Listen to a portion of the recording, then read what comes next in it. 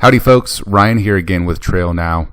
This is the third segment in a series of videos we've been publishing meant to educate the public on the proposed Rail with Trail. Again, here are the 4 tests necessary to determine highest and best use. Here we're going to be focusing on, is the proposed use legally permissible? Train advocates will state that the tracks can't be removed, and it's not true. Here's a list of the 3 obstacles that need to be addressed for rail banking. We'll be addressing this first one here, and the other 2 will be discussed in upcoming videos. At Trail Now, we're advocating for replacing the train tracks with a trail and using the existing infrastructure that's in place. The way we do that is through a process called railbanking. Railbanking will protect the easements in legal right-of-way for the future, but would allow for the use of the existing infrastructure today. The first obstacle to rail banking has to do with the $11 million that was given by the California Transportation Commission to help purchase the corridor.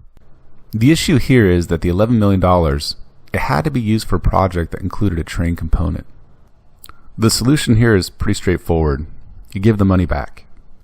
A letter dated September 8, 2015 from the CTC states, once the funds are refunded, the RTC can use the corridor for pretty much any lawful purpose. So people are obviously going to ask, where's the $11 million going to come from? And that's a fair question. But something that needs to be kept in mind is that the $11 million, that's a tiny fraction of what's being proposed.